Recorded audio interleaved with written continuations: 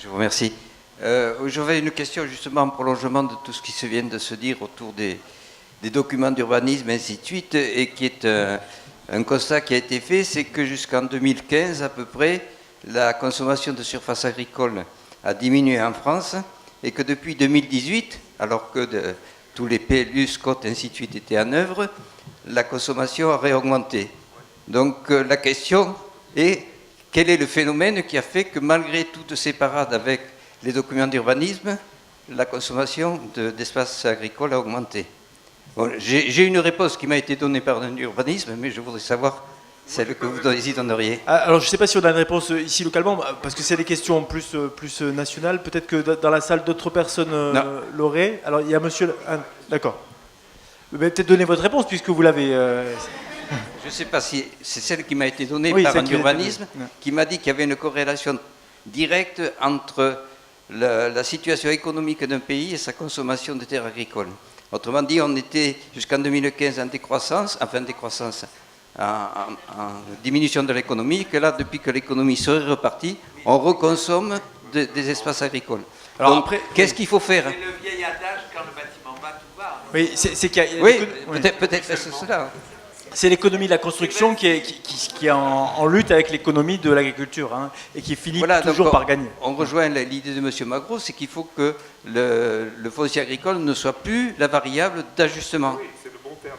Hein, c'est ça, mais si vous voulez, tout ça pour dire que les documents d'urbanisme, j'en connais un rayon là-dessus, c'est quelque chose, mais ce n'est pas une parade totale. D'accord. Allez-y, madame. C'est en ça que la future loi foncière est importante, parce qu'elle devrait mettre fin à ça. L'objectif, c'est en effet la disparition énorme, encore ces dernières années, des terres agricoles. Oui. Et le président de la République l'a annoncé comme un sujet majeur.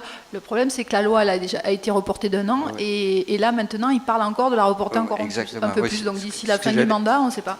C'est ce que j'allais vous dire. Vous avez la députée d'Aix-Est qui est co-rapportrice du rapport et qui, donc, du coup, qui est de notre département et qui... Oui, qui se bagarre, mais avec le président de la commission, ils ont l'air de se bagarrer entre eux maintenant. D'autres questions peut-être là, Violette, là, j'arrive. Alain, il y en avait deux questions là et là.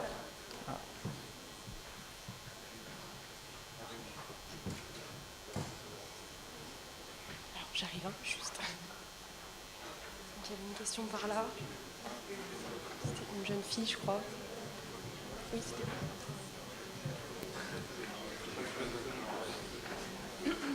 Oui, bonsoir. Je voulais, en fait... vous m'entendez? Oui, rapprochez, voilà, c'est très bien comme ça. En fait, je voulais répondre à la question qui est posée. Manger local, quelle agriculture aux portes de Marseille? Mais nous avons déjà de l'agriculture aux portes de Marseille et même dans Marseille. Alors je ne veux pas faire de la pub parce que pour l'instant elle n'est pas encore viable. Mais je possède une ferme de 35 hectares où il y a de la terre agricole en plein cœur de Marseille qui s'appelle le domaine du Logisson. Tout le monde connaît cette maison, tout le monde est passé devant, et je ne sais pas si vous en avez déjà entendu parler. Et je voulais parler du local aussi. Vous avez évoqué le bio et le local, mais la consommation des gens a changé. Maintenant, à Marseille, on ne mange plus des pois chiches qui ne nécessitent pas d'eau. Je ne sais plus, je crois que c'est Madame Giordano qui a dit que tous les agriculteurs... vous avez dit deux choses. Vous avez dit que les agriculteurs rêvent que leurs terres soient de nouveau un potentiel foncier et qu'il est nécessaire d'avoir de l'eau. Mais à Marseille, de tout temps, on n'a jamais eu d'eau. Alors ça, moi, je vais me permettre de répondre, c'est que historiquement, aujourd'hui, il y a des cultures qu'on n'arrosait pas, qu'aujourd'hui on est obligé d'arroser, quoi. Enfin, moi, j'ai vu des gens dans les Bouches-du-Rhône avoir des pois chiches qui sortent pas faute de pluie, quoi. Donc c'est... Et pour répondre juste à l'autre question, après je passerai la parole à Madame Giordano. Moi, je trouve ça hyper intéressant, les fermes urbaines. Et je pense qu'on est au tout début, techniquement, de découvrir ce qui est possible de produire sur des toutes petites surfaces en ville. Par exemple, pour de la salade, c'est ultra pertinent. De la salade, des carottes, on peut faire plein de choses dans la ville. C'est pas une ferme urbaine, hein, mais oui. C'est Bah, pas dans le centre-ville de Marseille. Ça dépend de ce qu'on appelle une ferme urbaine, mais en tout cas, même en ville, on peut faire sur des tout petits espaces des choses très intéressantes et a fortiori sur des grands espaces. Je laisse Madame Giordano peut-être. J'ai pas bien compris la question que vous me posiez parce que. Mais j'ai pas eu le temps de la finir. Finissez là, allez-y. Je me demande, je voulais juste parler du manger local et je me faisais une réflexion sur les consommateurs. Et en fait, maintenant, les gens mangent des bananes, mangent du quinoa qui est produit au Pérou, ou des choses comme ça, ou même des baies de goji, ce qui est le lisier commun, en fait, qui pousse comme du chien-dent. Mais bon, les baies de goji, il faut que ça soit cueilli sur les plaines du Tibet. Bon, il faut savoir que ça pousse n'importe où. Non, mais il s'en est planté, par exemple, à Arles, il y en a 10 hectares qui ont été plantés. Voilà, c'est ça, mais c'est les nouveautés qui sont intéressantes. Et voilà, j'ai peut-être pas je suis un peu timide, donc j'ai peut-être pas eu le temps de formuler bien ma... Non, mais enfin, ça viendra plus tard, c'est pas grave. Voilà. Du pois chiche, on continue à en manger, hein, et à mon avis, on va au contraire en manger de plus en plus, parce qu'il y a de plus en plus de gens qui se tournent vers les protéines végétales, qui ont compris que la manière de consommer a une influence directe sur le bilan carbone et sur le futur de la planète, et qu'en même temps, ça tombe bien, puisque finalement, ça permet d'avoir une alimentation qui, au niveau nutritif, est plus équilibrée. Et je pense que petit à petit, on le voit, nous, dans l'évolution de ce que demande. Nous, on représente 1500 familles sur Marseille, et on voit l'évolution de la demande. Et puisque le principe aussi au panier marseillais, c'est que sur la base du contrat que vous avez avec le maraîcher, ensuite, on vous met en lien avec plein d'autres producteurs de tous les produits possibles et inimaginables pour pouvoir remplir votre panier, puisque nous, on va même jusqu'aux fleurs en bio. Et on se rend compte que non, ces aliments comme ce qu'on appelait les protéagineux, hein, autrefois, ça revient en force. Hein. Alors, j'avais deux questions. Oui. Bonsoir. Moi, je ne suis pas une spécialiste, hein, donc vous n'avez pas parlé de permaculture. Donc, est-ce que c'est quelque chose qui peut être conçu, déployé à grande échelle? Est-ce que c'est une façon d'évoluer intéressante? Et autre chose, vous avez dit que 90% de la production agricole du coin était exportée, entre guillemets. Donc, du coup, nous, à Marseille, qu'est-ce qu'on mange et d'où vient ce qu'on mange? Ça dépend où vous vous servez. Si vous venez au panier marseillais, ça vient tout du local, à 100%. Enfin non, c'est pas vrai. Les agrumes, on a été lâchés par la Corse. Jusqu'à l'année dernière, on travaillait avec la Corse, mais la demande de Biocoop est telle que, du coup, ils ont décidé d'arrêter de servir les AMAP. On a envoyé un courriel à nos adhérents pour dire que du coup il n'y aurait plus d'agrumes, et parmi nos adhérents il y a un Italien qui a réagi et qui a dit: moi je connais une coopérative qui lutte contre la mafia en Calabre et qui sont en bio et qui défendent un modèle économique, et du coup on s'est renseigné, et comme ça correspondait à nos valeurs éthiques, même si c'était un peu plus loin, comme on ne pouvait pas de toute façon se fournir localement en agrumes. Si, il y en a. Non, labellisé en bio. Nous, on a... Voilà. Nous, on a un producteur sur Aiguière et un producteur sur Berre qui font des agrumes. Non, nous, c'est bio, sinon rien. Et il nous en faut 3 tonnes par mois. Ah, c'est beaucoup. Voilà. Donc 3 tonnes par mois en agrumes diversifiés, je ne pense pas que... Si, il y en a une qui est diversifiée, qui fait tous les types d'agrumes. Mais pas en bio. Mais peut-être pas en bio, je ne sais pas. Ça, je sais pas. Enfin, moi, je vais la convertir peut-être, c'est ça l'idée. Mais répondez bien à la question, Isabelle Giordano, sur d'où viennent les produits qu'on mange ici. Ça dépend où vous vous servez. Oui, si vous allez pendant les 6 mois de l'année où on produit les fruits et légumes en Provence, vous avez le marché de la Halle de Provence à Plante Pampagne qui fonctionne très très bien. 110 000 visiteurs, 950 tonnes de vendus l'année dernière. Donc voilà. C'est pareil, alors, évidemment, il faut aller jusqu'à plan de campagne. Il y a le marché de l'esplanade du conseil départemental, où il y a des agriculteurs, je crois, 2 fois par semaine qui viennent livrer, des Bouches-du-Rhône. En effet, après, dans le centre de Marseille, il y a des petits marchés, mais il y a très peu d'agriculteurs sur les petits marchés, je crois. Il y a le marché de la Plaine qui est connu. Non, il y en a. L'ADR organise plusieurs marchés, de produits. Sur la Plaine. Non. Bien sûr, non mais bien sûr. justement, Oui. moi j'aurais tendance à répondre d'où viennent les produits, il suffit de regarder sur la caisse. Hein. C'est marqué dessus et en général, voilà. Sauf fraude, en effet, les produits doivent être, l'origine des produits doivent être indiquées absolument. Donc évidemment, on n'est jamais à l'abri de la fraude. Et sur certains marchés, il y en a. Enfin, vous l'avez dit. Enfin, j'ai lu vos récits. Il y en a de partout, même dans des marchés qui sont dits locaux. Et on a fortement travaillé là-dessus. On travaille avec l'administration, la DGCCRF là-dessus. Sur les huiles d'olive, par exemple, il y a eu énormément de contrôles qui ont été faits à un moment donné, parce que la plupart des huiles d'olive qui n'étaient pas des huiles d'olive de Provence. Alors maintenant, il faut aussi savoir regarder les étiquettes. Nous, on va régulièrement dans les marchés, on trouve des produits avec des marques qui semblent être provençales, mais quand on regarde bien, on voit origine Espagne, origine Maroc, fabriqués principalement en Union européenne. Voilà. Donc il faut savoir lire les étiquettes. Alors, après, pour la réponse à la question sur les différentes techniques agricoles comme la permaculture, c'est effectivement la technique agricole qui permet la plus grosse productivité au mètre carré, mais ce n'est pas quelque chose qui est mécanisable. Donc ça veut dire qu'effectivement, il faut remettre beaucoup plus d'ouvriers agricoles sur le terrain. Et pour répondre à un tout petit peu... Par contre, on règle le problème du chômage, hein, ça c'est clair. Juste pour répondre un tout petit peu à votre question, la gamme a publié un atlas écologique qui donne un petit schéma et qui indique les échanges entre le département et le reste du monde. Et en fait, c'est le reste du monde, hein, c'est-à-dire qu'on échange avec tout le monde, y compris avec l'Océanie. Il y a 7 tonnes de produits fruits et légumes qui viennent d'Océanie par an dans notre département. Mais parce que je pense que la réponse, on la connaît tous. Parce que la réponse, elle est multiple. Ouais. Il n'y a pas une réponse.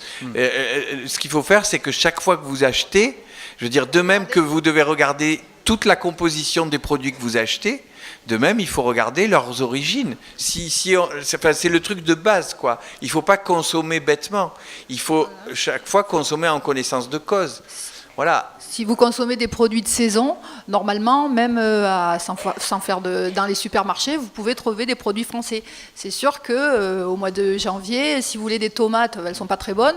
Il y en a quelques-unes de françaises, mais en effet, elles ne sont pas bonnes. Et puis, elles viennent d'ailleurs. Si en plein été, même en supermarché, vous trouvez des tomates françaises. Très bien. Tout dépend comment vous voulez consommer. Moi, je consomme que bio et local.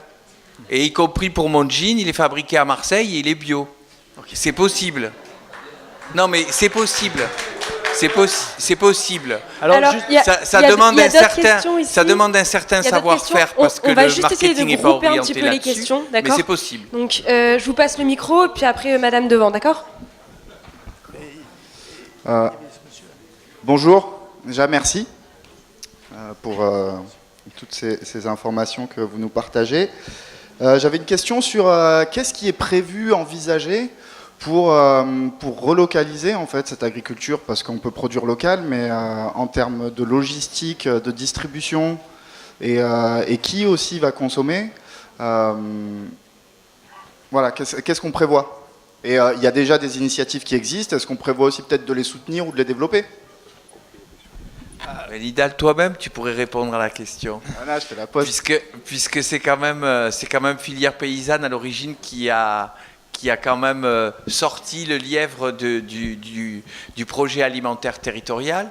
Et il faut quand même le remarquer que cette histoire de projet alimentaire territorial, c'est quoi? Il existe la possibilité pour un territoire de réfléchir et de réorganiser sa production agricole de manière à autoconsommer une plus grande partie de sa production. Et donc il y a une réflexion qui est en train d'être menée par la métropole, puisque c'est elle qui est le maître d'ouvrage sur cette histoire. On est un certain nombre d'associations à s'être mis ensemble, comme les paniers marseillais ou filières paysannes ou d'autres encore, de manière à dire il y a déjà des compétences, il y a déjà des tas de choses qui se font à Marseille, il y a même Paysans Urbains qui vient de nous rejoindre et qui fait des jeunes pousses au cloître, un nouveau domaine qui... Saint-Jérôme. Voilà, Saint-Jérôme. Enfin, il y a plein d'initiatives partout. On a essayé de se regrouper, tous ces gens-là, et de se positionner face à la métropole en pôle de compétences, en disant voilà, il y a un certain nombre de gens qui ont des savoir-faire et qui ne souhaitent pas les garder juste pour eux et qui sont prêts à les partager, y compris dans cette réflexion où il va falloir faire l'inventaire des terres disponibles, créer une plateforme de regroupement des petites productions de manière à avoir de la logistique qui soit cohérente. Régler le dernier kilomètre. Voilà. Enfin, il y a plein de réflexions à tous les niveaux. Ce serait un petit peu long à vous expliquer ça, mais si ça vous intéresse, le débat s'ouvre maintenant et la construction du projet alimentaire territorial doit se faire aussi avec les consommateurs. Une autre question là devant, juste là-bas. Oui, bonsoir. Donc on a parlé de foncier, d'agriculture locale, conventionnelle. En fait, moi, quand on parle d'agriculture, j'ai l'impression qu'en ce moment, il y a beaucoup de développement de tout ce qui est digital, qui se fait beaucoup. Et j'ai l'impression qu'il y a beaucoup d'investissements, par exemple dans les puces électroniques, les drones, et qu'on parle d'un nouveau type d'agriculture. Je me demandais si vous ressentiez ça à votre échelle et ce que vous en pensiez. Alors moi, moi sur les exploitations que j'ai pu voir autour d'Aix, j'ai pas du tout eu ni le ressenti des exploitations industrielles, comme je peux le voir parfois quand je regarde la télé et que je vois les exploitations dans le nord de la France qui font des patates avec des machines qui trient automatiquement, tout ça. Moi, je l'ai jamais vu. Du coup, je sais pas si elle est présente ou si c'est juste que j'ai pas l'occasion de le voir. Parce qu'après, ce qui va avec ça, c'est aussi souvent moins de main-d'œuvre, ou en tout cas pas le même type de main-d'œuvre. Et notamment, ça c'est quelque chose que j'ai décrit dans mes chroniques, le hors-sol, moi ici j'en avais quasiment jamais vu. Et en fait, quand vous allez à Lyon, il y a plein de hors-sol. Mais ici, c'est juste que c'est pas très développé, ou en tout cas on le voit moins. Donc je sais pas, sur la technologie, je suis pas sûre qu'on soit très Giordano, concerné. est-ce qu'il y a des drones qui surveillent des champs ou qui ramassent des pommes de terre? En riziculture, ici. Il y a des drones, ça se développe de plus en plus. Il y a beaucoup de digital, enfin, tout ce qui est connecté, au profit d'ailleurs de la baisse des produits phyto, puisque maintenant les céréaliers notamment, puisque bon, c'est quand il y a des grandes surfaces qu'on a besoin de ça, font surveiller leurs parcelles même par des satellites, et ça leur permet, en regardant ou avec des photos satellites et de la couleur, on sait à quel endroit on a besoin d'eau, à quel endroit on va avoir besoin de traiter ou pas de traiter, parce que l'intérêt c'est de traiter le moins possible. Et donc en effet, l'agriculture se modernise, et elle se modernise au profit et des sols, enfin, et de la biodiversité, enfin, de l'environnement, puisque ça permet de moins traiter. Elle se modernise aussi au profit du bien-être des agriculteurs et des salariés, puisque la première modernisation, en effet, ça a été la mécanisation. Aujourd'hui, on a de plus en plus de mal à trouver des salariés qui viennent travailler en agriculture, parce qu'en effet, il y a des postes qui sont très difficiles. Enfin, alors là, moi, je ne peux pas en parler, je ne suis pas agricultrice, mais vous en avez. C'est difficile, et donc c'est normal qu'on utilise des nouveaux outils pour se simplifier la vie. Ramasser des pommes de terre, aujourd'hui, il n'y en a plus beaucoup qui les ramassent en effet à la main. Il faut bien qu'il y ait quand même... Alors après, est-ce que c'est industriel et est-ce qu'il faut bâtir ça? Enfin, évidemment, moi, ce n'est pas ma position, mais ça, je peux comprendre que certains ne soient pas d'accord avec ça. Mais l'agriculture se modernise, le progrès, pour moi, est positif dans la mesure où il apporte quelque chose de plus à l'exploitant ou à ses salariés. Enfin, jusqu'à pas dans longtemps, on n'a pas eu d'études. Cette année, on a quand même 2 études qui sont sorties. Il y a à la fois l'INRA, qui pour la première fois, l'Institut national de la recherche agronomique en France, dit l'agriculture biologique est plus efficace que l'agriculture conventionnelle pour lutter contre les ravageurs et les maladies. C'est l'INRA qui a publié ça, et l'INSERM qui dit il y a plus, ce sont 2 études que vous pouvez trouver sur Internet, hein, vous tapez et vous allez tomber dessus, et l'INSERM dit il y a plus d'occurrences de cancer, il y a moins de cancer chez les gens qui mangent bio. Voilà, ça... Non, c'est pas le rapport avec la technologie, c'est simplement que l'agriculture technologique, elle s'oriente pas sur le bio. Le hors-sol, c'est interdit en bio. Il y a des tas de choses en bio, il y a des tas de choses qu'on ne s'autorise pas. La technologie, aujourd'hui, elle est utilisée uniquement pour l'agriculture industrielle. Alors là, je suis pas d'accord. Enfin, Parce que en vraie grandeur. L'agriculture biologique a beaucoup... Moi, je suis pas contre l'agriculture biologique, d'ailleurs. Hein, si vous voulez essayer de me faire dire du mal de l'agriculture bio, vous y arriverez pas. Mais pourquoi? Sinon, je pourrais pas sortir. Non, mais je suis très contente qu'il y ait de l'agriculture biologique et c'est normal qu'il y en ait parce que ça correspond déjà à une demande des consommateurs. Et en tant qu'agriculteur, on est là pour répondre à des demandes. Enfin, on est des entrepreneurs et il y a des demandes des consommateurs. Et au plus il y en aura, au plus il y aura d'agriculteurs bio. Il n'y aura pas de problème. Et il faut savoir que l'agriculture bio et les progrès qui ont été faits dans l'agriculture bio sont très importants parce que l'agriculture conventionnelle, elle utilise de plus en plus des techniques de l'agriculture biologique. Par exemple, aujourd'hui, avant, entre les serres, on enlevait l'herbe, donc on mettait du glyphosate entre... Attendez. Ce que tu nous as expliqué, c'est de l'agronomie. Parce que cette dame, qui est sympathique, qui a été embauchée pour ses qualités, c'est-à-dire la communication, n'a pas saisi, c'est de l'agriculture qu'elle défend. Toute ma famille appartient à cette agriculture. Je suis un enfant, je suis né à Saint-Martin-de-Croix, dans un mas. Et j'ai moi-même travaillé dans l'agriculture, j'ai mon frère, j'ai des cousins, j'ai tous mes amis d'enfance. Et bien quand on a des discussions à bâton rompu, je peux vous dire qu'ils ne sont pas dans l'optimisme dans laquelle vous semblez enfermer cette population. Et vous venez de dire ce que ce monsieur, dont j'ai dit le prénom, vous a expliqué, c'est que l'agriculture qu'il défend et auquel je crois et auquel j'adhère et que je soutiens de toute ma solidarité, c'est une agriculture qui revient à l'agronomie. Et vous êtes en train, vous, de nous dire que vos agriculteurs sont en train de s'inspirer. Et la meilleure... Alors, j'aimerais pour vous que vous fassiez offrir un voyage.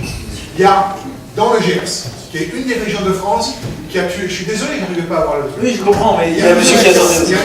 Il y a une région de France qui a tué ses sols, en même temps que la Bretagne, très tôt, il y a 30 ans.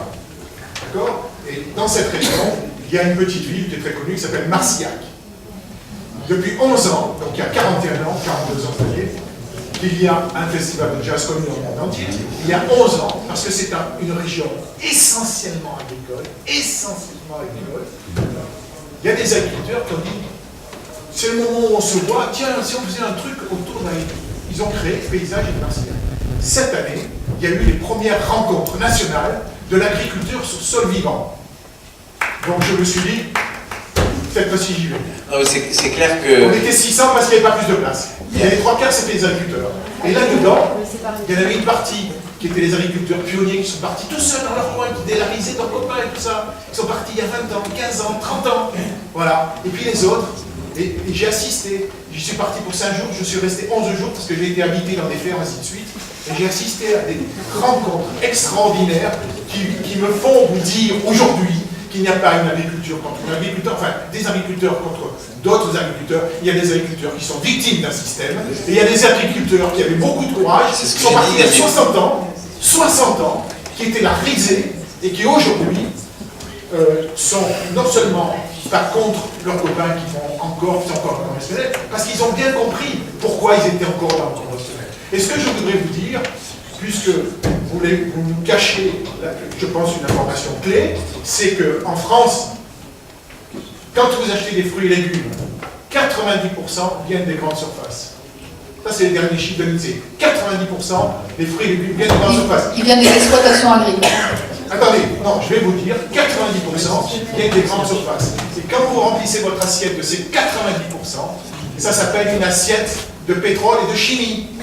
Ça s'appelle et là-dessus, il y a des études, il y a des méta-études de plus de centaines qui vous démontrent pourquoi nos assiettes sont du pétrole et de la chimie, parce que quand vous avez une poire qui arrive ou un poireau qui vous arrive dans l'assiette, ils ont fait en général des milliers de kilomètres. Mais c'est pour ça. Ce qui est produit à Saint-Martin-de-Croix, vous savez où ça part?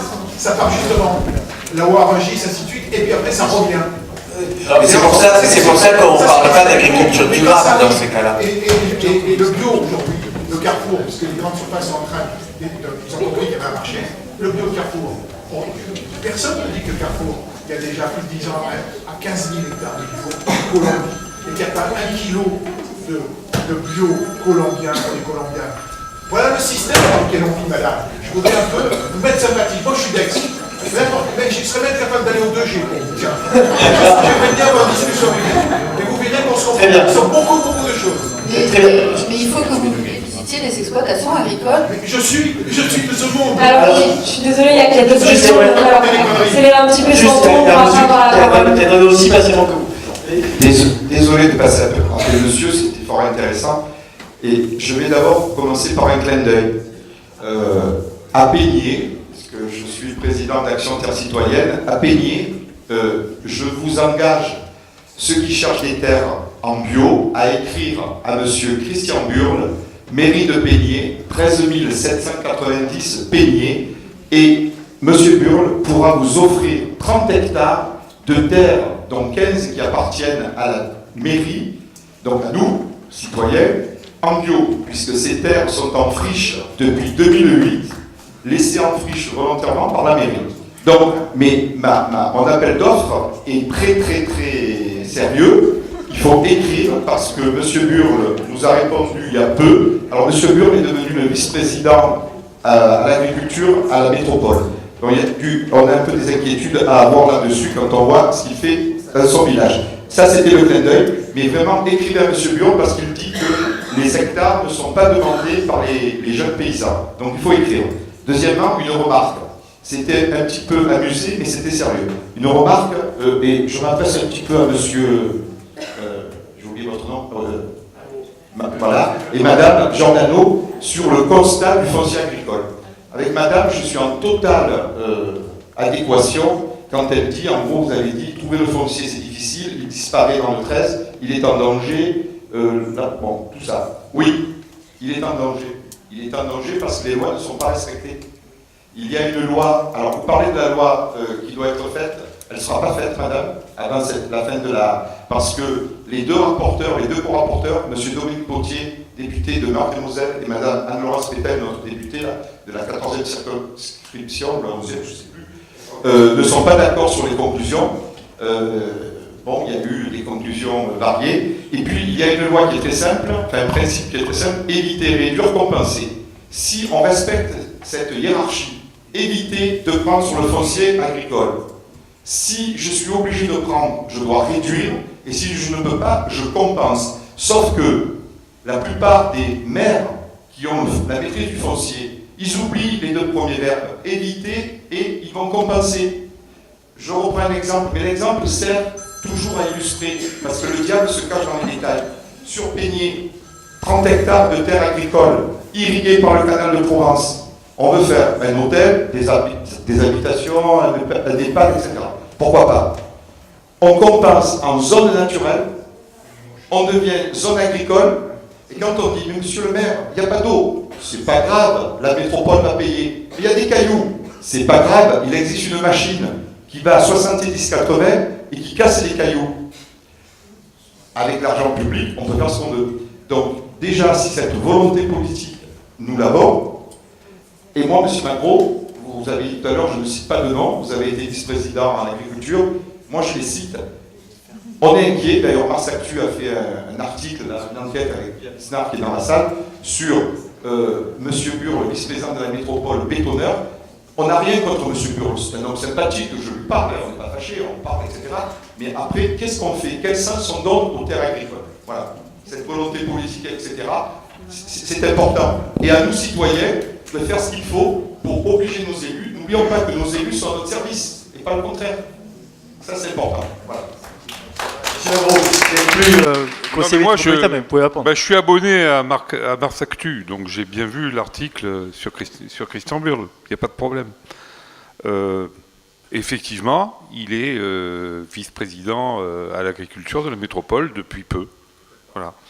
Alors, j'ai bien pris des précautions tout à l'heure en disant que je parlerai de ce que je connais. Alors, je ne veux pas me défausser, parce que je peux même vous donner d'autres exemples. Il y a un cas à Auriol aussi.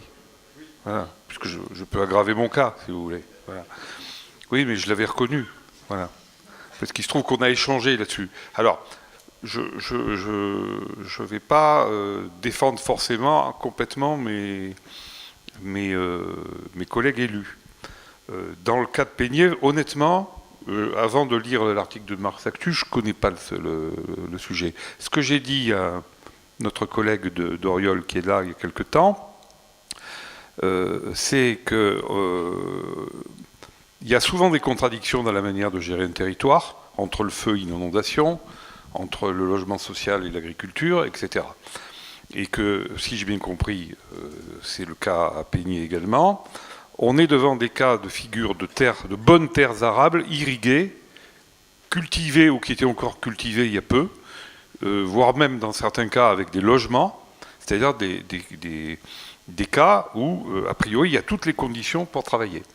Moi, je suis pour qu'on inscrive, par exemple dans le SCOT métropolitain, que quand il y a la terre, l'eau, des antécédents, enfin, etc., mettre toute une série de choses. Par exemple, quand il y a l'eau et la bonne terre, ça peut être carrément de la prescription. Et on peut, parce que vous savez, c'est compliqué d'écrire des règlements et des zonages. Hein. C'est pas, surtout que, et d'ailleurs, le fait d'être juriste, c'est pas forcément un avantage. Et souvent, je parlais tout à l'heure de la culture de la co-construction, c'est vrai aussi. Et j'ai dit à mon collègue d'Auriol, je crois qu'on a eu des échanges de mails. Je ne crois pas qu'on se soit parlé à l'époque, mais j'ai gardé tous les mails, moi, comme ça. Voilà. Je lui avais dit d'aller voir la maire d'Auriol parce qu'elle a à gérer un problème de contrat de mixité sociale pour le logement social. Alors, contrat de mixité, c'est un contrat passé avec l'État pour réaliser les logements sociaux pour éviter la carence en termes de voilà. Et ça, si vous voulez, peut-être qu'il faut. Alors, je le dis à la cantonade, ça va être dans Mars Actu. Daniel Garcia va m'appeler, mais c'est pas grave. Peut-être qu'il faut qu'elle cherche dans son habitat ancien de quoi faire du logement social plutôt que de prendre de bonnes terres.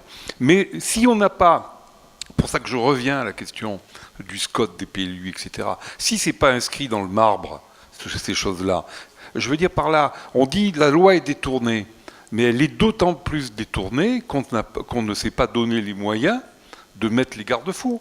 Mais Monsieur Macron, moi ce que je comprends pas, c'est par exemple, normalement, c'est l'État. Je veux dire, moi, par exemple, j'ai fait une demande pour des serres.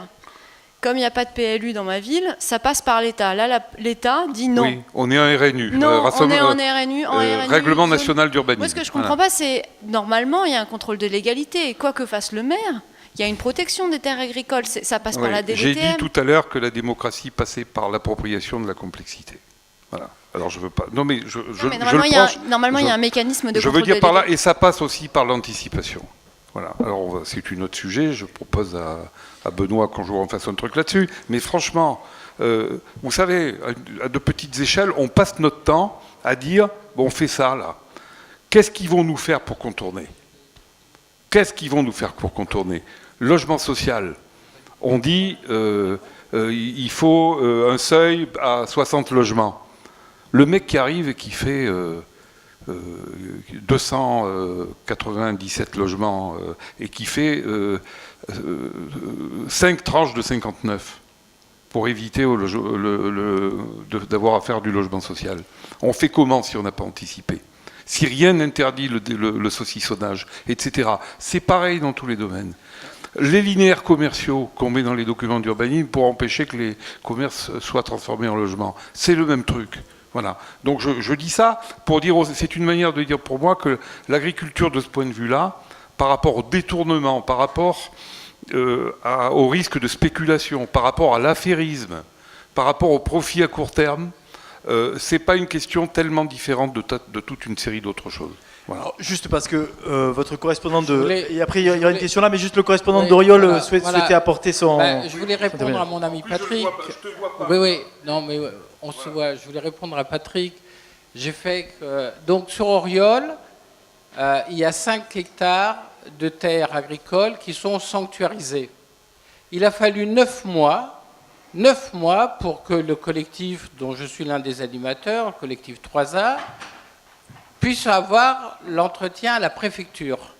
Pour faire simplement ce que dit mon ami Max, pour que le préfet fasse respecter la réglementation en vigueur. Donc, effectivement, la première chose, c'est qu'aujourd'hui, il y a un manque de volonté politique de la part des instances. Il faut savoir également, puisque vous avez parlé tout à l'heure, j'ai fait comme tu as dit, Patrick, la démocratie, c'est l'apprentissage de la complexité. Au début de l'année, je ne connaissais pas grand-chose. L'année dernière, là, je commence à connaître un tout petit peu. On a parlé tout à l'heure du SRADET. Le SRADET, je l'ai lu, il se trouve que l'objectif du SRADET, c'est simplement, alors le verre à moitié plein ou à moitié vide, c'est simplement de diminuer de 50% l'artificialisation. Et la mesure 48 du SRADET dit la chose suivante, c'est qu'on va arriver à 0 hectare d'artificialisation des terres irriguées en 2030. Ça veut dire qu'aujourd'hui, on laisse aux promoteurs la possibilité d'artificialiser les meilleures terres, les terres irriguées, pendant encore au minimum 12 ans. La moindre des choses aujourd'hui serait de dire que concernant les terres irriguées, on arrête maintenant, ou en 2020, l'irrigation, l'artificialisation des terres. Donc ça, aujourd'hui, c'est quelque chose qui est indispensable. Il faut qu'il y ait une vraie politique. Il faut qu'il y ait également les instances du monde agricole, et là je me tourne je regarde Madame Giordano, il faut que sur ce processus d'artificialisation des terres agricoles, il faut que vous interveniez ouvertement et publiquement. Le second point que je voulais dire, c'est très bien. Oui, le second point que je voulais dire, c'est que c'est très très bien qu'il y ait toutes ces procédures de concertation, mais là-dedans, le citoyen lambda, il n'a jamais, j'utilise bien le mot jamais, l'information sur la procédure, sur la consultation publique. Là, vous dites aujourd'hui qu'il y a la consultation qui va commencer sur le SRADET. On peut poser la question dans la salle, qui c'est qui est aujourd'hui au courant de cette consultation? Donc, il y a des simulacres. Il y a des simulacres de concertation, ou en tout cas, il y a des concertations qui se font uniquement en vase clos. Oui. Alors, juste, on va prendre peut-être deux autres questions. Donc, il y avait... Oui. Justement, c'est sur ça que je voulais parler. Alors, juste, si je peux me permettre, juste avant que vous interveniez...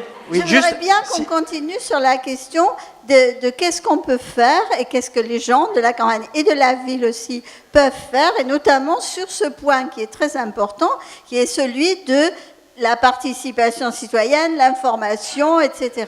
Moi, ça me paraît très important qu'on parle de cette question-là et pas forcément de tous les détails de la réglementation foncière, même si c'est très important.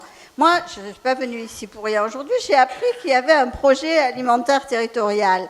Bon, c'est pas normal, c'est absolument pas normal que le citoyen lambda, et je ne suis pas particulièrement un citoyen peu informé, ne sache même pas que ce machin existe, ni le SRADET, ni etc. Pourquoi? Parce qu'il n'y a aucune sorte de concertation, fût-elle réglementaire, dans notre pays. La concertation, on la voit dans toutes les pratiques de concertation. Vous avez dit, moi, à mon sens, naïvement, ah ben nous, on est quelques associations, on a dit, nous, on fait pôle de compétences, vous ne voulez pas un peu notre avis? Oui, bien sûr, vous pouvez venir donner votre avis, on s'assoit dessus, voilà.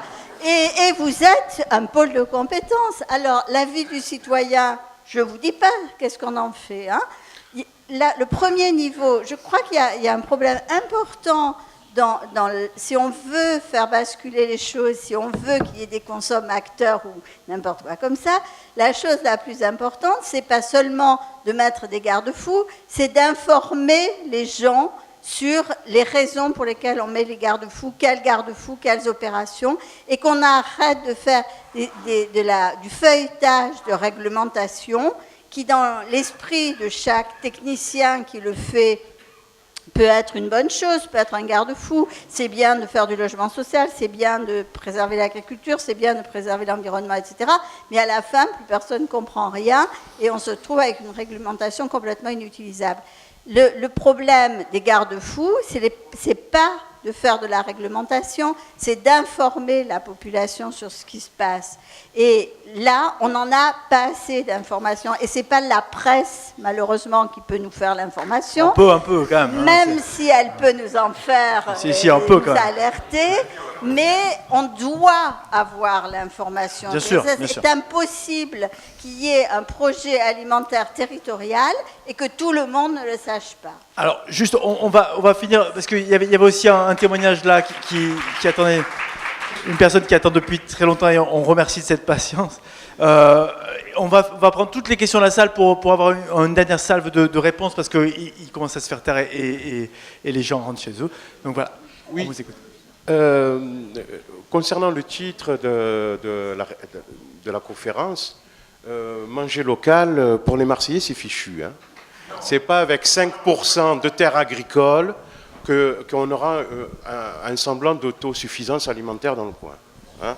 Bon, déjà c'est fichu. Moi, je peux vous dire qu'au panier marseillais, on a encore avec de le la panier place dans nos marseillais, paniers. c'est une histoire de gens de la plaine. On a encore de la place. On a encore de la place dans nos paniers. Je caricature, hein, mais donc, vous m'avez compris, quoi. Ce qui prouve que tout le monde n'a pas cette volonté, parce que c'est bien de dire, bah oui, il n'y a qu'à Faucon, mais tous les jours, demain, on peut être acteur de ces changements-là. Oui, justement, c'est une volonté politique qui n'est pas présente pour l'instant. Ben si. Ça ne suit pas. Nous, on a la volonté politique, mais ça ne suit pas. Concernant la robotique... Il faut d'abord que ça suive auprès du consommateur, déjà. Concernant la robotique de l'agriculture, c'est de rendre l'agriculture inhumaine et de mettre les gens au chômage, alors que ce n'est pas suffisant. Parce que la robotique, ce n'est pas parce qu'on sait le faire qu'on doit le faire. On veut mettre les caisses à Auchan avec des robots, tout ça. Bon, ça va avancer comme ça. Concernant Marseille, il faudrait reconquérir le territoire. Il y a l'expérience à la Treille de Rémi Ravel. Ah, bah, il me dit... et il est encaissé dans un ravin, en fin de compte. Il a moins d'1 hectare. Et il arrive avec la permaculture, en apportant des copeaux de bois et tout. Ça fait 4 ans qu'il exerce son métier d'agriculteur. Et il arrive à peine à gagner son salaire, quoi. Vraiment. Mais l'expérience qui mène ce garçon, elle est à suivre pour la périphérie de Marseille, autour du canal de Provence, où on pourrait peut-être avec la permaculture ramener des nutriments, tout ça, pour nourrir, pour exercer une agriculture, pour reconquérir le terrain.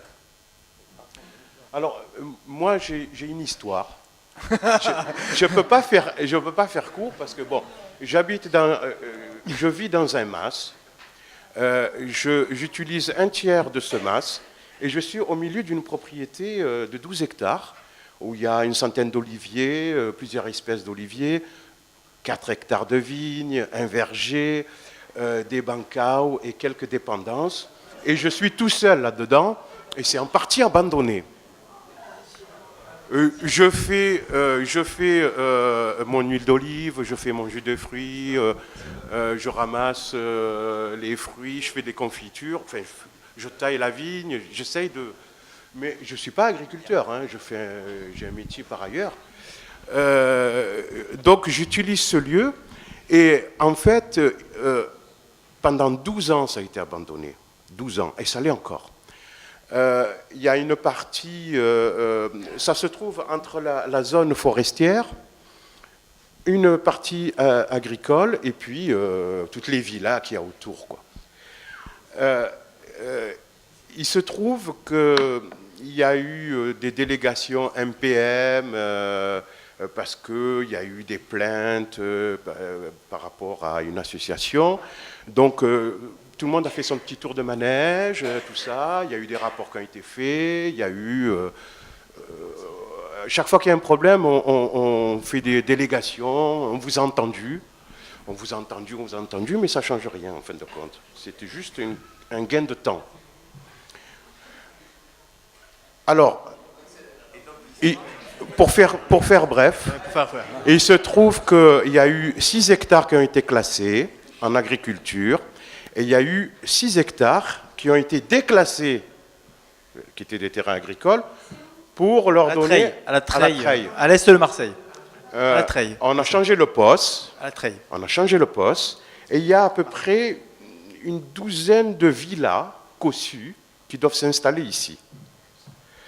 Alors, ce terrain a été légué par un agriculteur qui n'avait pas d'enfants, et il a légué à une fondation. Cette fondation qui est sur Paris, elle n'est pas du tout au courant de ce qui se passe sur le terrain. Elle va vendre le mas aux enchères et les dépendances, et ils vont construire sur des bancas où il y a des oliviers, c'est un lieu extraordinaire, il faut voir comment c'est. Alors, qu'est-ce qu'on fait face à ça? Ce lieu, il va être abîmé, alors que c'est un lieu commun aux Marseillais. S'il y avait une vente à la ferme, si on réfléchissait à une activité dans ce lieu agricole, avec une école en face pour fournir les enfants et tout, vraiment, il y a un enjeu. D'accord. Je crois qu'on a compris et qu'en plus, Patrick Magro connaît le dossier, donc peut-être une réponse rapide et puis il y a une... Non, alors au début, je ne voyais pas de quoi vous parliez, maintenant j'ai compris. Alors, la toile de fond, années 70, 1000 hectares de maraîchage dans Marseille, commune de Marseille intramuros, 1000 hectares de maraîchage. Quand le plan d'occupation des sols est mis en place, puisque en gros, on va dire que jusqu'en 1980, il n'y avait pas de document d'urbanisme. Je parle sous le contrôle de Francis Amp, qui est dans la maison, qui est dans la salle. On se retrouve avec zéro. Je ne dis pas qu'il n'y a plus de terre cultivée. Je dis qu'il y a zéro zone agricole. Ouais, c'est pas la même chose. Alors, c'est tellement pas la même chose. Alors, en plus, ça, c'est 80. Post de 2000, sous l'impulsion d'un élu de l'équipe actuelle, dont je ne donnerai pas le nom, mais qui a un certain... là non plus, la ville de Marseille remet 120 hectares d'agriculture sur le plateau de la Mure. C'est-à-dire, effectivement, dans un endroit... en bancao, pas irrigué, avec un projet qui verra le bon avis le jour, qui verra le jour, un projet amandier, des trucs de ce genre. Bon. Et dans le cadre de la période que je vous ai décrite, avec le SCOT, le fait qu'on ait réussi à gagner 12 hectares à Carry, 3 hectares à Plan de Cuc, enfin je vous passe le détail, voilà, et c'est ça qui fait qu'on a inversé les choses. Il y a 70 hectares en plus des 120, mais qui sont vraiment agricoles, qui sont souvent des domaines, quelquefois appartenant à des institutions religieuses, quelquefois non, qui sont cultivés, qui passent agricoles. Dans ces 70 hectares, il y a 6 ou 8 hectares de mémoire du Vallon des Dousses, puisque c'est du Vallon des Dousses dont vous parlez, en limite de la commune d'Allot. C'est moi qui ai négocié avec la Fondation de France. Voilà.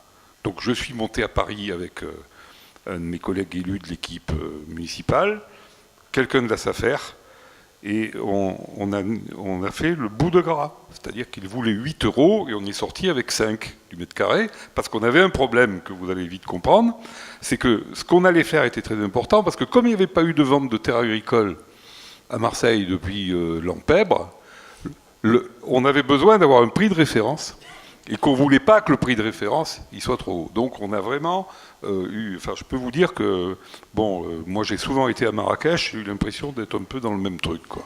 On est sorti à 5 € sur cette chose-là. Depuis, le projet patine.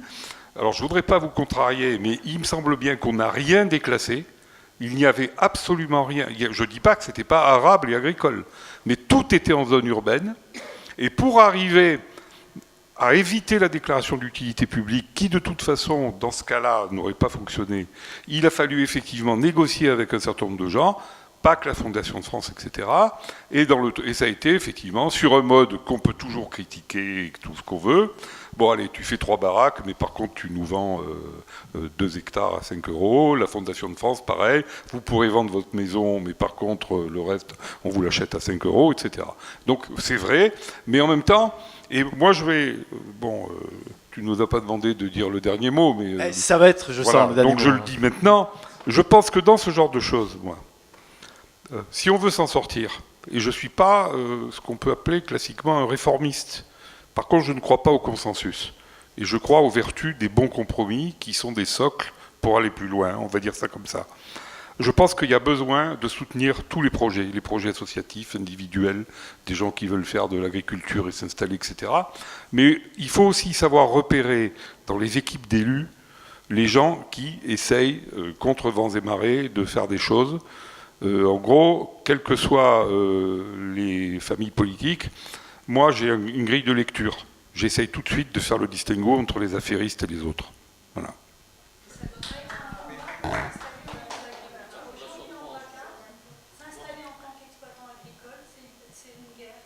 Oui, mais je sais, je suis d'accord. L'agriculteur, pour lui, ce qu'il doit penser, c'est plan de culture, comment on travaille un sol vivant. D'ailleurs, Rémi Perrin travaille sur un sol vivant. Rémi Perrin, c'est un exemple fabuleux. Alors, c'est l'avenir aujourd'hui. Aujourd'hui, il y a des maires qui ne veulent pas faciliter l'accès à des agriculteurs, et c'est devenu un combat. Alors, pour répondre à Madame quand elle dit que l'agriculture aujourd'hui, quand vous avez dit tout à l'heure, vous avez cité... On avait une autre question aussi. Ce qui est dangereux dans le conventionnel et dans l'agriculture industrielle, c'est qu'aujourd'hui, un maraîcher qui fait sur 5 hectares du sol vivant, faire de la patate, ça lui coûte hyper cher, faire de l'oignon, ça lui coûte cher, et de la carotte, je vous raconte pas, parce que l'industriel, justement, bouffe un peu tout ça, et demain, c'est ce qu'on va voir dans nos assiettes. En fait. Comment manger local, c'est peut-être aussi équilibrer l'industriel et le local. Alors, le projet métropolitain prévoit le passage à 30% de bio et durable dans la métropole d'ici 2040. Donc on a un petit peu de temps de voir. Vraiment une dernière question. Très courte pour nous. Oui, bonsoir, je vais être assez bref. Il se trouve que je suis l'auteur de l'article sur M. Burle, dont a parlé M. Penacotti. Je crois qu'il y a une question culturelle qui se pose en fait, puisque pour ajouter sur ce que disait M. Penacotti, M. Burle est un viticulteur qui pense que sur ces collines pleines de cailloux, comme il l'a dit, il va mettre de la viticulture. Et dans ce qui m'a défendu, en gros, on a eu un long entretien au téléphone, dans ce qui m'a défendu, c'est que, il n'y avait pas de priorité pour lui à faire du maraîchage sur sa commune. En gros, ce qui était intéressant, c'est la vigne, parce que la vigne, ça rapporte. Et d'ailleurs, M. Burle, ce qui l'intéresse, c'est de remettre de l'économie dans l'agriculture. Tout ça pour dire que, pour élargir, pour dézoomer un petit peu de peigné, il y a aussi une autre question qui se pose, c'est l'aménagement dans les Bouches-du-Rhône, où il y a peut-être certains espaces dans l'est du département qui vont être plus soumis à la pression foncière et à l'urbanisation, et d'autres espaces dans l'ouest et le nord, où là, on va les consacrer à l'agriculture. Et d'ailleurs, la carte que vous avez sortie aujourd'hui est assez révélatrice de ça, je trouve, sur la consommation de terres agricoles. Et je voulais finir avec une dernière chose, mais peut-être ce sera pour un autre débat, mais juste c'était important de le signaler. La question est quelle agriculture aux portes de Marseille. Il y a aussi une dimension sociale qui n'a pas été abordée ce soir et qui me semble hyper importante, et notamment sur tous ces travailleurs détachés qui viennent dans la vallée du Rhône, qui sont payés une misère, qui sont embauchés par des sociétés, c'est presque de l'esclavagisme. Hein. Il y a eu pas mal de travaux qui ont été faits sur la question. Et ça, c'est une question qui malheureusement n'a pas été abordée ce soir, mais je pense que la dimension sociale aussi dans l'agriculture est importante à avoir à l'esprit. Voilà. Bon, ça ouvre de nouvelles voies à de nombreux débats. Je sais qu'il y a encore des questions qui resteront sans doute, qui ne seront pas posées ce soir, mais en tout cas, je vous remercie d'être venus tous les quatre et d'avoir joué le jeu de ce débat. Non, en tout cas, on a beaucoup parlé de d'administratif en fait. Ouais. On est très français dans le sens où on sait vraiment, on n'a pas tellement parlé marché et rôle du consommateur et tout ça. On a plutôt parlé quand même qu'est-ce qu'on peut faire, quelles mesures on peut prendre, comment on peut influencer, comment on peut influer sur nos institutions et sur l'aspect réglementaire. Et ça, c'est très français quand même. Il faut pas oublier qu'on consomme tous les jours et en fonction de ce que vous consommez, le monde de demain s'organisera. Et ça, il faut le garder en tête parce que ça, tous les jours, vous pouvez agir quand même. Très bien. Madame Giordano, vous voulez avoir un petit mot vraiment très court de... Alors, juste, je suis une optimiste née, donc, mais pas béate non plus. L'agriculture, l'alimentation française est une des meilleures au monde. On a une agriculture qui est... C'est pas moi qui le dis, c'est des études qui sont sorties il n'y a pas encore très longtemps. L'agriculture, on a la chance encore d'avoir des agriculteurs. C'est vrai qu'ils s'éloignent de la ville, mais ils sont pas loin. On a une agriculture des Bouches-du-Rhône qui est encore assez forte, qui est encore très diversifiée. On est parmi les régions de France où il y a une production la plus diversifiée. Alors, c'est pas grâce aux agriculteurs, c'est aussi... Désolée, excusez-moi, c'est la vérité. Laissez-la finir, vous aurez le temps de discuter. Et c'est pas grâce aux agriculteurs, c'est grâce à l'environnement, Mais c'est pas de la communication, je vous dis la vérité. Non, mais la diversité, c'est une réalité. Bon. On a beaucoup de produits, parce qu'on est dans un endroit où on a du soleil. Oui, laissez-la parler. Juste laissez-la parler. Elle est en train de conclure. Donc j'ai pas le droit de parler parce que je suis de la FNSE, c'est ça? Et donc... si. Donc alors, il faut essayer de positiver. On a de l'agriculture à nos portes, c'est difficile de l'installer, on en a parlé, mais pour autant, il faut rester positif. Si les Marseillais veulent manger des produits locaux, bio ou pas bio, s'ils veulent manger bio, c'est très bien. Il y a aussi des pas bio qui sont bons. Moi, j'en suis certaine, mais bon, je conçois qu'il y en ait certains qui ne veulent pas manger. Ouais. Mais ça existe et c'est possible. Bon.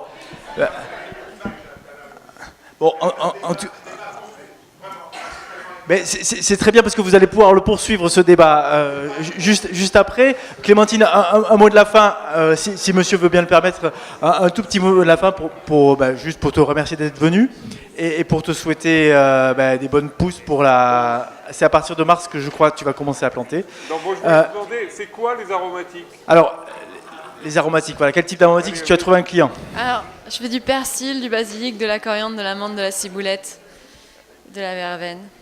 Frais. Voilà. Bon. Et la verveine, tu la protèges en hiver ou pas?